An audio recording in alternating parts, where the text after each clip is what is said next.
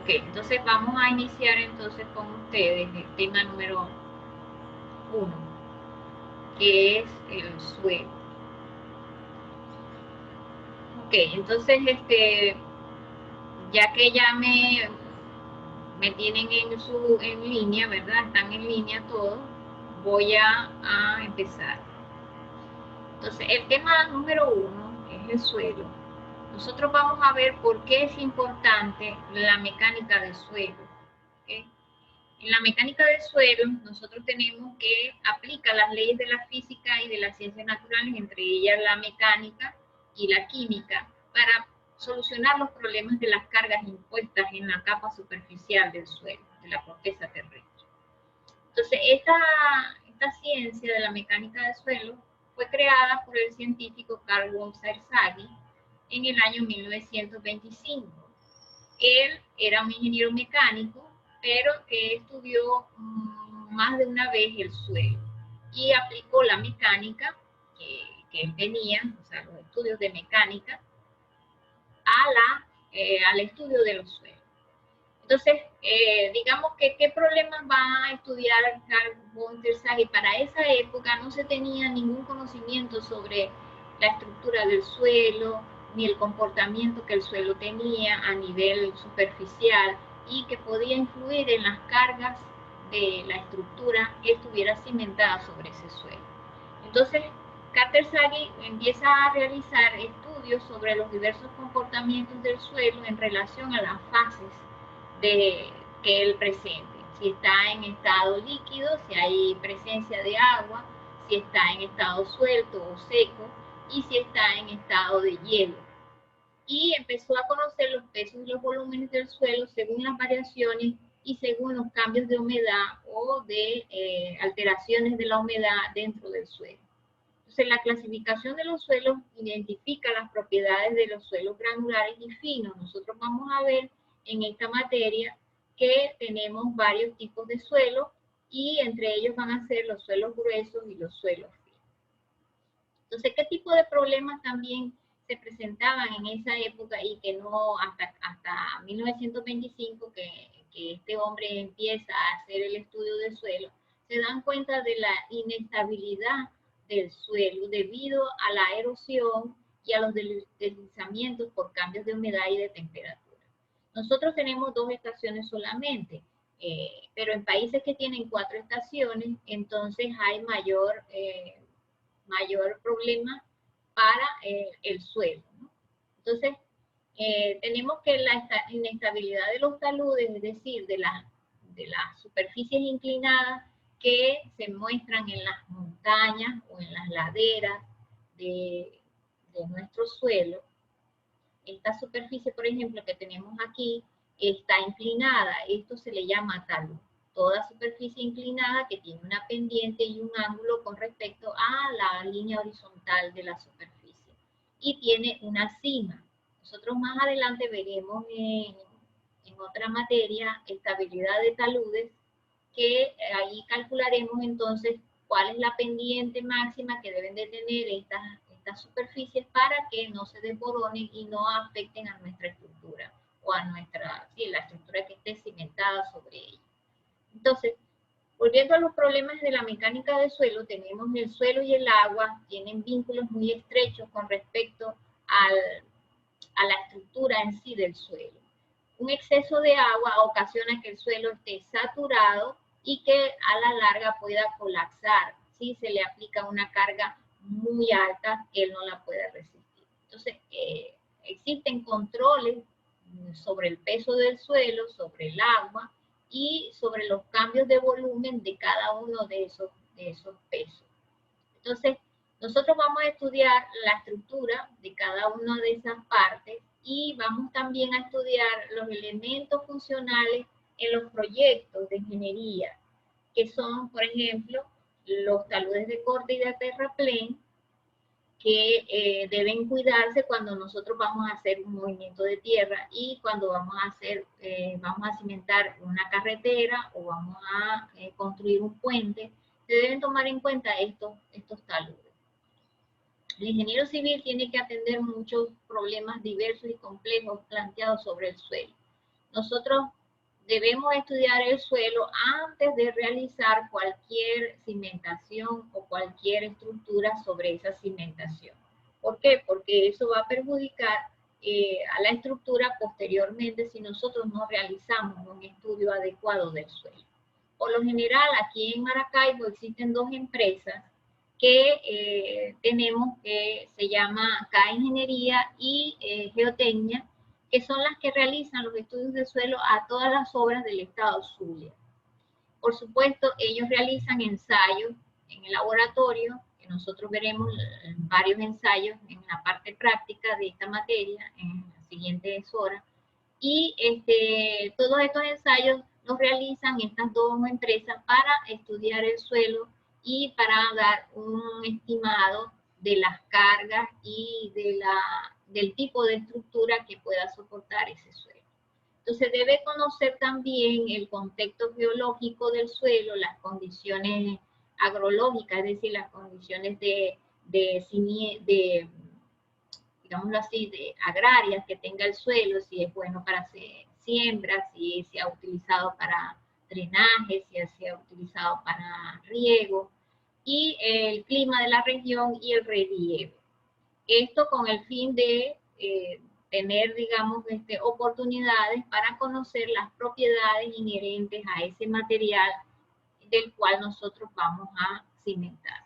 Entonces, ¿para qué? Para no tener riesgos en el diseño y como pasó con la Torre de Pisa. Ahí tienen una imagen de la Torre de Pisa, que es una estructura de más de 55 metros de altura y que tiene un problema de cimentación en sus cimentaciones. Realmente las columnas de la estructura de piso apenas tienen 3 metros de profundidad y su cimentación, pues como tal, sus fundaciones son poco profundas. El suelo que la rodea es un suelo arcilloso, arenoso, que se moviliza con cambios de temperatura y de humedad. Y esto ocasionó que la Torre de Pisa estuviera inclinada desde mucho antes de ser terminada. Por supuesto, esto se hizo en el 1200, cuando no teníamos, la ciencia no tenía esta mecánica de suelo.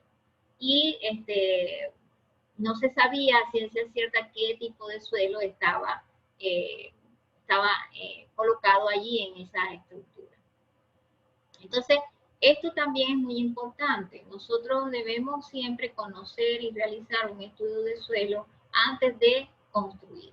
Entonces, desde el punto de vista de la ingeniería civil, ¿qué es el suelo?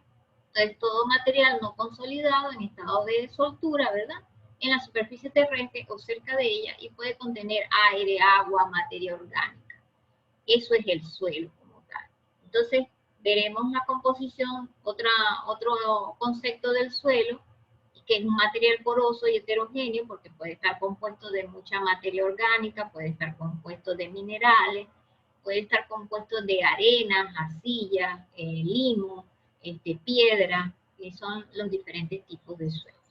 Y su comportamiento es afectado considerablemente según los cambios de humedad o de densidad. Cuando yo compacto un suelo, es mucho más denso, mucho más resistente que cuando está en estado suelo. Entonces, vamos a ver cómo es el origen del suelo. El suelo se forma de las rocas ígneas y también de las rocas metamórficas y de las rocas sedimentarias. Entonces, las rocas ígneas, digámoslo así, se realiza a través de un proceso de meteorización, formando pequeños fragmentos de roca que a su vez ellas se van a descomponer en suelo, en diferentes tipos de suelo. Entonces ahí tienen el ciclo geológico, fíjense, la roca ígnea, luego pasa a los sedimentos o rocas sedimentarias, por la meteorización, y luego por calor y presión, cambios de temperatura, pasamos a las rocas metamórficas, y de ahí luego al magma, que es, digamos, la lava que forma la roca ígnea. Entonces, la lava, la que sale de los volcanes, es el magma, y eso por enfriamiento o por fusión puede formar rocas ígneas. Entonces veremos también cómo queda el resultado de la meteorización de la roca. Fíjense, ahí tenemos la estratificación de ese suelo, tienen en la parte superior, que se ve bastante oscura, el humus, que es como decir la parte más orgánica del suelo, la arcilla, ¿verdad? Que se ve clarita aquí de forma bastante marrón claro.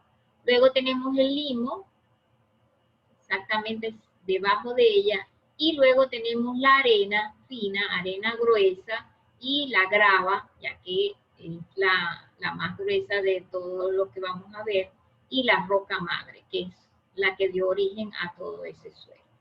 Entonces tenemos los tipos de roca, rocas ígneas, rocas sedimentarias y rocas metamórficas. Ahí están, digamos, los diferentes tipos. Por ejemplo, entre las rocas ígneas tenemos el granito, la andesita, el basalto, que son, digamos, las piedras o rocas más resistentes. El granito puede durar hasta más de 100 años. Este tipo de roca se utiliza mucho para tráfico de alto impacto y por lo general el granito lo utilizamos en sitios donde va a tener mayores descargas o mayor tránsito, por ejemplo, las escaleras, los topes de cocina, etcétera. Se utiliza mucho el granito. En las rocas sedimentarias tenemos entonces el travertino, la dolomita, y la caliza, que son piedras blandas, piedras blancas, y que tienen también bastante resistencia y durabilidad. La utilizamos más que todo para revestimientos exteriores. Se utiliza mucho también para realizar cercas. La roca caliza, por ejemplo, se utiliza para realizar cercas, también para fachadas externas, sobre todo en sitios de mucho calor. Por ejemplo, en Arizona, en Estados Unidos, utilizan la piedra caliza para como un aislante térmico, porque es bastante fresca y me permite bajar la temperatura interna de la vivienda.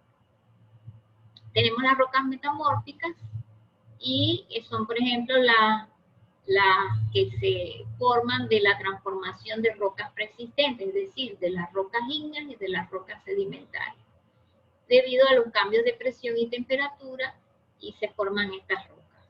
Entre ellas están los esquistos, pilitas, metarimnistas, neises y mármoles. Los mármoles son de gran resistencia y son bastante costosos debido a que no son muy comunes en la naturaleza. ¿Por qué? Porque para que se formen estas rocas ya saben que tenemos que tener varios procesos y de varios años. Entonces por eso el mármol es tan costoso, que proviene de una roca metamórfica o una roca metamórfica producto de las rocas ígneas y sedimentarias.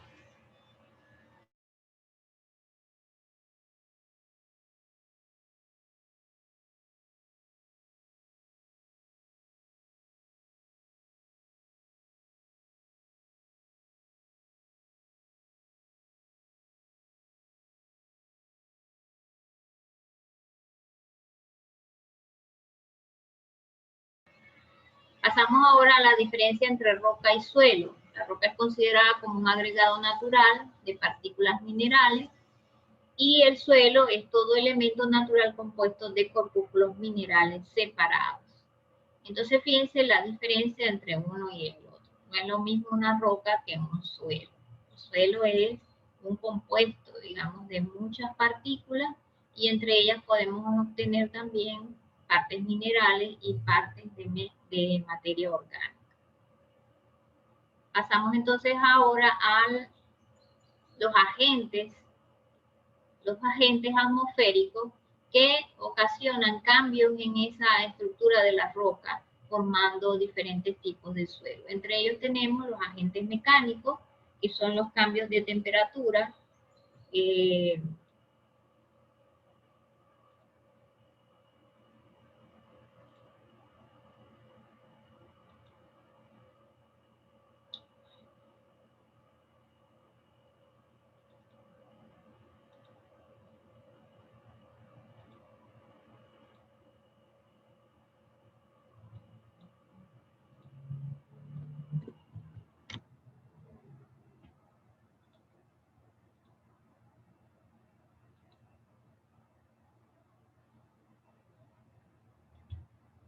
Entonces tenemos los agentes químicos, carbonatación, oxidación, y los agentes mecánicos, como les dije, están los cambios de temperatura, expansión por explosión, efectos de las raíces de los árboles, y tenemos los agentes químicos que son la carbonatación, oxidación, hidratación, hidrólisis. Entonces, yo les voy a explicar cuáles son esos agentes que utilizamos para hacer cambios en la estructura del suelo. Entonces tenemos, por ejemplo, los cambios de temperatura. Si estamos en un clima frío, ¿verdad? Las heladas ocasionan entonces que los poros y digámoslo así, los espacios vacíos que están en el suelo ocasionan cambios de estructura en el suelo por la temperatura. ¿Cómo? Las partículas empiezan a moverse por la misma temperatura, empiezan a contraerse y expandirse. Eso ocasiona cambios en el suelo. Lo mismo la expansión por explosión. Yo puedo realizar, ¿verdad?, una explosión, una expansión del suelo por dinamita.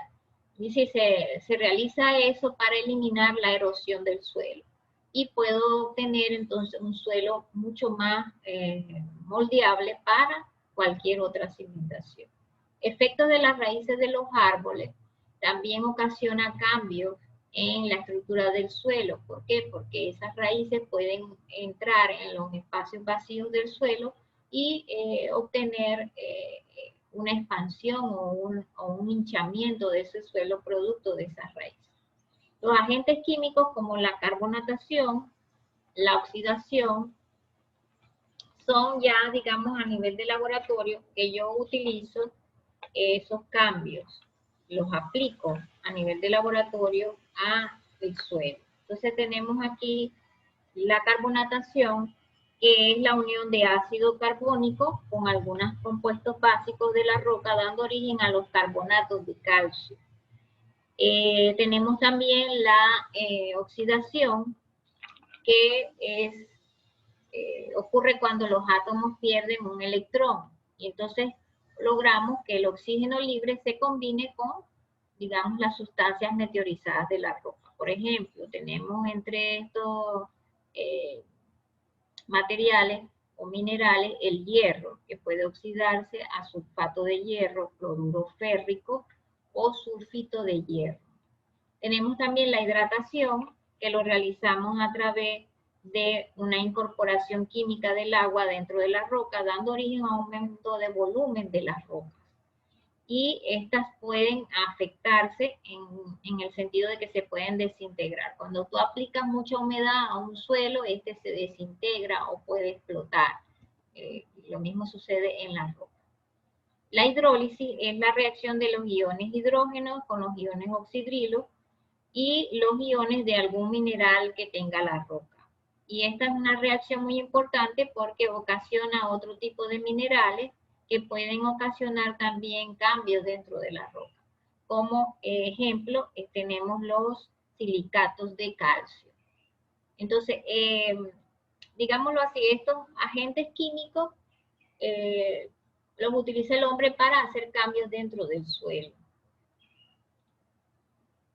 Tenemos otros tipos de agentes de transporte como son el aire y el viento y el agua, que contribuyen, por ejemplo, el aire y el viento contribuyen a la erosión del suelo y pueden arrastrar arenas, como el caso de los médanos, que son suelos eólicos, y también en los taludes. Si hay erosión en los taludes, pueden ocasionar entonces efectos por la acción del viento y se pueden desboronar y ocasionar derrumbes.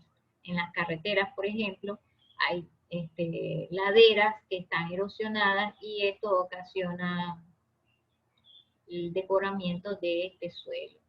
El agua es importante, un elemento de erosión también porque arrastra, ¿verdad?, bastantes partículas de roca, partículas del suelo, haciéndolas redondeándolas, haciéndolas redondas. Y el impacto directo del agua sobre la roca y el oleaje causa la erosión de la misma. Entonces, estos agentes se transportan, digamos, suelos sedimentarios y suelos metamórficos. Tanto el aire y el agua y el viento, transforman los suelos sedimentarios en suelos metamórficos. Entonces, veremos ahora tenemos entonces varios tipos de suelo, entre ellos los inorgánicos y los orgánicos. Nosotros vamos a manejar solamente los inorgánicos. Toda nuestra materia va a estar dirigida a la parte de suelos inorgánicos. ¿Por qué? Porque son los suelos en los cuales yo puedo cimentar cualquier estructura. Los suelos orgánicos no se puede cimentar nada en ellos. ¿Por qué? Porque están compuestos de materia orgánica que pueden oxidar cualquier elemento estructural que yo coloque sobre ellos. Entonces, por ejemplo, podemos tener zonas pantanosas, restos de vegetación acuática, desechos industriales,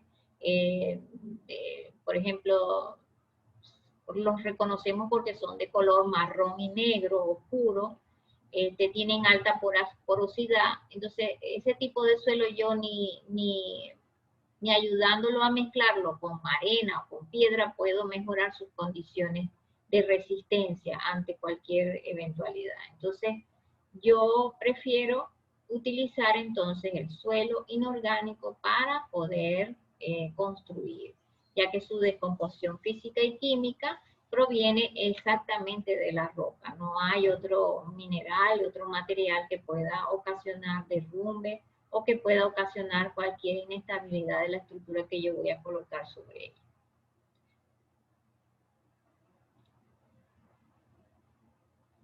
Entonces vamos ahora a ver entonces cuáles son esos tipos de suelos inorgánicos. Tenemos los suelos residuales y los suelos transportados. Entre los suelos residuales tenemos entonces que han sido formados en el mismo sitio donde se encuentran localizados, es decir, son suelos que provienen de las rocas sedimentarias. Y los suelos transportados, que son los que se generan por los agentes de transporte, como el aire, el agua y el viento, y se clasifican en aluviales, glaciales, marinos, lacustres y eólicos. Los eólicos tenemos los médanos de Coro, por ejemplo. Los glaciales son los que se forman producto del hielo, de las heladas, ¿verdad? Los aluviales que se forman producto de los sedimentos que arrastran los ríos, los mares, y los marinos son los que están cimentados sobre el lecho marino. Entonces, estos tipos de suelo no son muy convenientes de construir sobre ellos, sino más que todo los suelos residuales son los más convenientes para la construcción de viviendas y de cualquier estructura sobre ellos. Entonces, vamos a ver ahora la estructura de los suelos. La estructura de los suelos está compuesta por 3 componentes: el aire, el agua y el suelo como tal. Entonces, nosotros vamos a estudiar en el tema número 2 cada una de estas partes y cómo vamos a relacionar unas con otras, sus pesos y sus volúmenes. Entonces, aquí solamente les diré cómo es la estructura del suelo y que estamos compuestas entonces por aire, agua y suelo mismo. Pasemos a algo muy importante antes de que se acaben los minutos de esta conferencia. En los problemas en suelos de fundaciones y construcción.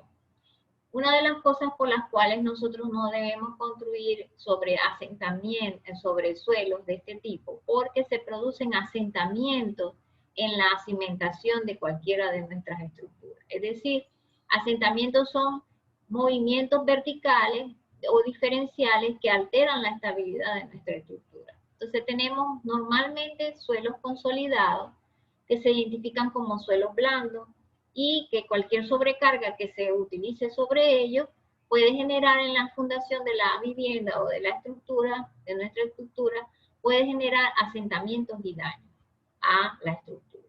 Tenemos entonces los suelos subconsolidados, que se definen como aquellos suelos en etapa de consolidación bajo la presión de los sedimentos superiores. ¿Qué es la consolidación?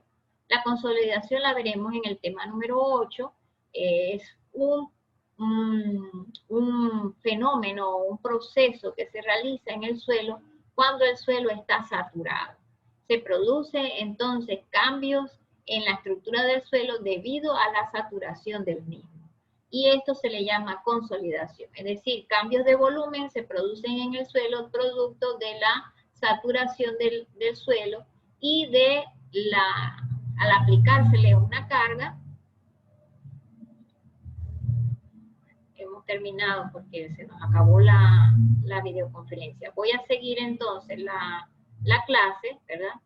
Voy a seguir la clase por el chat del grupo. Voy a contestar aquí una pregunta que me hace José Manuel Caldera. Dice, profe, ¿y en las aceras donde normalmente hay árboles, cómo se evitaría que esa materia orgánica afecte al concreto? Tendríamos que sacar el material orgánico y colocar uno inorgánico.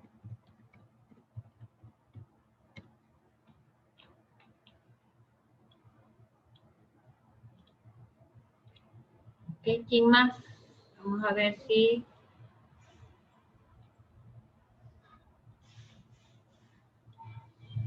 Ok, termino entonces.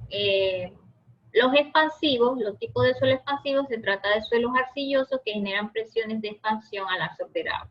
Por ejemplo, aquí tenemos un ejemplo cerca del Aladín, en la circunvalación número 1, tenemos un asentamiento ahí, un urbanismo, que está cerca del Aladín y del Hotel Aladín, y está bajo suelos expansivos, suelos arcillosos. Es decir, los suelos nunca se debe construir sobre este tipo de suelo porque este tipo de suelo constantemente está en movimiento.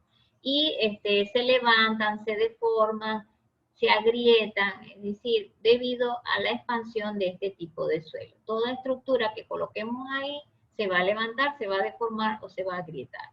Entonces no es conveniente construir sobre ese tipo de suelo. El otro tipo de suelo donde no debemos construir son en los dispersivos, es decir, arcillas altamente erosionables.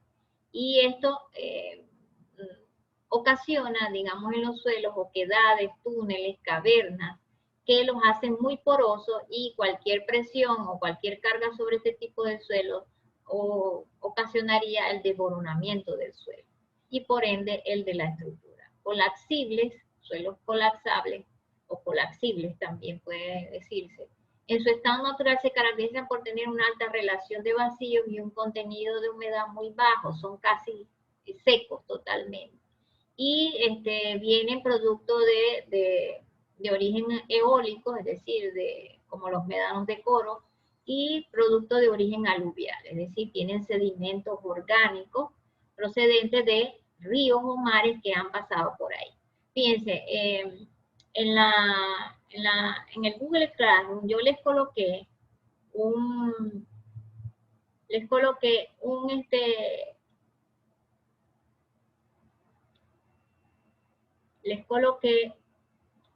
un anuncio sobre reparación de daños en las casas. Estas casas que aparecen aquí fueron construidas en suelos colapsables, es decir, suelos que en un tiempo fueron cañadas, ¿verdad? O caminos de ríos. Y fíjense, cuando vuelve otra vez el agua a su curso natural, pues ocasiona todos estos daños. Sucedió en Vargas también, que se llevó la mayor parte de las viviendas cuando hubo tremendas lluvias que ocasionaron que las estructuras del suelo estuvieran totalmente colapsadas y saturadas de agua, ocasionando entonces la destrucción de las viviendas que estaban cimentadas sobre esa estructura.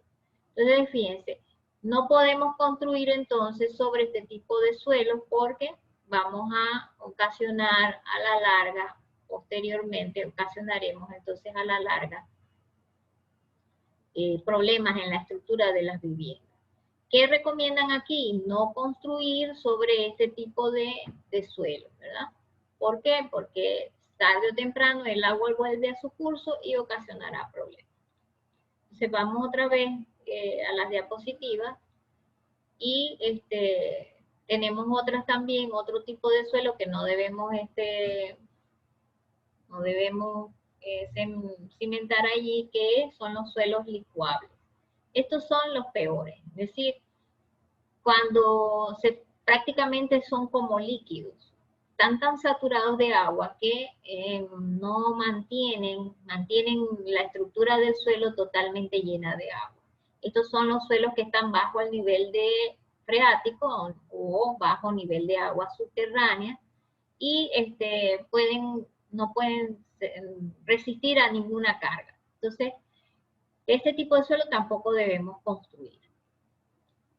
Tenemos los orgánicos, que ya les dije, que tampoco son suelos recomendables para construir. Son muy importantes reconocerlos debido a su color y a su olor.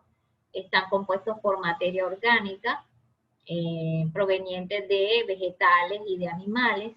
Son muy débiles y son suelos con poca capacidad soporte. Por eso no se debe construir sobre este tipo de suelo.